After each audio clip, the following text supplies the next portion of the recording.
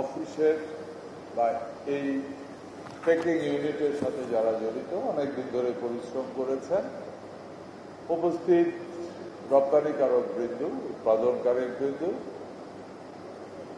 সাংবাদিক ভাইয়েরা, আসসালামু আলাইকুম। আমি শ্রদ্ধার সাথে স্মরণ করছি শহীদ প্রেসিডেন্ট জিয়াউর রহমানকে, যিনি চিন্তা করেছিলেন বাংলাদেশে প্রথম কৃষি এগিয়ে গেলে দেশ এগিয়ে যাবে। আমি শ্রদ্ধার সাথে স্মরণ করছি শহীদ প্রেসিডেন্ট জিয়াউর রহমানের পাশাপাশি বেগম খালেদা জিয়াকে, যিনি শহীদ প্রেসিডেন্ট জিয়াউর রহমানের চিন্তাকে ধারণ করে লালন করে এগিয়ে নিয়ে গিয়েছিলেন। আমি ধন্যবাদ জানাচ্ছি আজকের প্রধানমন্ত্রী,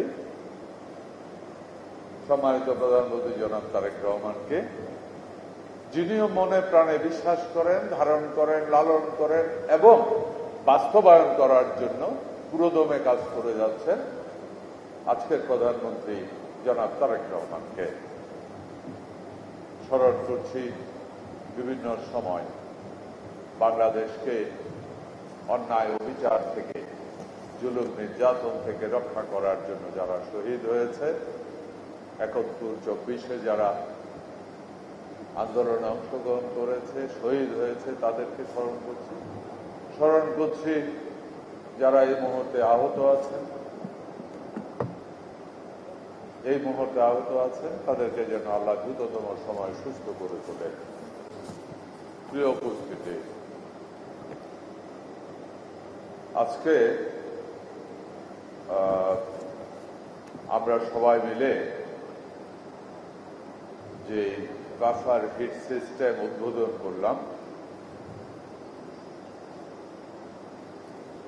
এই অনুষ্ঠানটি বাংলাদেশের ইতিহাসে একটা স্মরণীয় দিন হয়ে থাকে। এটা বড় ধরনের একটা মাইলফলক। বাংলাদেশ কৃষি প্রধান দেশ, এদেশে 12 মাস ফসল ফলে। দুর্ভাগ্যজনক হলেও সত্য, এদেশ কৃষি প্রধান দেশ হলেও রপ্তানি বাণিজ্যে আমরা খুব ভালো অবস্থানে ছিলাম না, বা এখনো ওই পরিমাণ নেই। এই সরকার মনে প্রাণে বিশ্বাস করে কৃষি পণ্য রপ্তানি যদি আমাদের অর্থনৈতিক উন্নয়নের প্রধান চালিকা শক্তি হয়, তাহলে সেই অর্থনীতি হবে প্রচন্ড স্টেবল এবং শক্তিশালী। এই উদ্দেশ্যকে মাথায় নিয়ে এই সরকার এগিয়ে চলছে কৃষিতে। আপনারা দেখেছেন সরকার ক্ষমতায় আসার নির্বাচনের আগে যতগুলি কমিটমেন্ট দিয়েছিল কৃষির উন্নয়নের জন্য, ক্ষমতায় আসার পর মানুষের ভোটের আঙ্গুলের কালি মোছার আগেই সেই কাজগুলি শুরু করে দিয়েছে।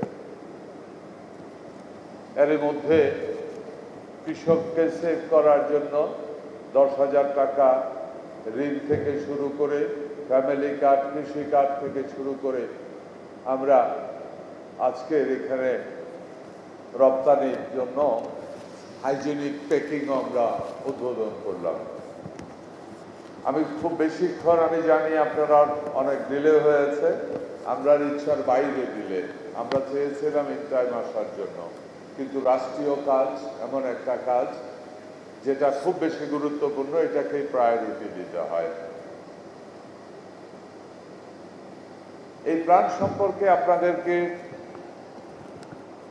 বিএডিসি চেয়ারম্যান সাহেব বলেছে এর ক্যাপাসিটি কি আছে। আপনারা জানেন আমাদের দেশে শুধু আম, সবাই বলেছে আমরা প্রায় 26 লক্ষ টন আম আমরা প্রোডাকশন করি, এবং যত দিন যাচ্ছে আলহামদুলিল্লাহ আমাদের আমের প্রোডাকশন বাড়ছে। কারণ আমার কৃষক ভাইয়েরা, উৎপাদনকারী ভাইয়েরা যারা আছে, আমি আপনাদেরকে স্যালুট দেই। অনেক উন্নত জাতের আম আপনারা এগিয়ে নিয়ে যাচ্ছেন। পৃথিবীতে এই মুহূর্তে আমের গুণগত মান এবং লুকিং ওয়াইজ যদি বলি, আমার মনে হয় আমরা খুব একটা পিছিয়ে নেই। পৃথিবীতে অনেক সুন্দর আম পাওয়া যায়, কিন্তু খাওয়া যায় না।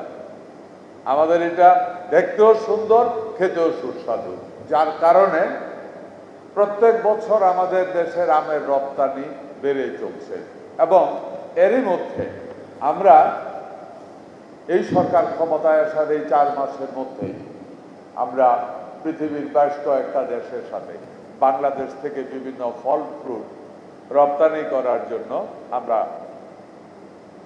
কাজ করে যাচ্ছি। আলহামদুলিল্লাহ এরই মধ্যে আপনারা জানেন আম আরো অনেক যাবে। জাপান বাংলাদেশ থেকে আম নিতে চাচ্ছে, চাইনিজরা আম নিতে চাচ্ছে, ইভেন অস্ট্রেলিয়া বাংলাদেশ থেকে আম নিতে চাচ্ছে, ইংল্যান্ড তো আছেই, আমেরিকা আছে, সারা বিশ্বব্যাপী আমাদের একটা শর্টেজ ছিল। আমার একটু আগে এক বক্তা বলে গেছেন যে আম রপ্তানি করতে হলে একটা ওয়ার্ল্ড স্ট্যান্ডার্ড প্যাকিং মেথড থাকতে হবে এবং ওইটা ফলো করতে হয়। যদি ওইটা না হয় এটা খুব সেনসিটিভ ফসল, এমন কোনো জাম বা পোকামাকড় যদি ওই দেশে চলে যায় তাদের অনেক বড় ক্ষতি হয়ে যাবে। যার কারণে এই সিস্টেম যেই প্যাকিং এর যেটা, এটা পৃথিবীর লেটেস্ট সিস্টেম, এটাকে ইন্ট্রোডিউস করানো হয়েছে। এর অর্থ আমার আম যখন এখান থেকে যাবে তখন যে ইম্পোর্টিং কান্ট্রি সে নিশ্চিত থাকবে এই আমের বা এই ফসলের সাথে বা এই ফ্রুটসের সাথে বা ভেজিটেবলের সাথে এমন কোনো আসছে না, আসার সুযোগ নাই যেটা আমার দেশের এগ্রিকালচারকে এফেক্ট করতে পারে। আচ্ছা, এটা চালু হয়েছে।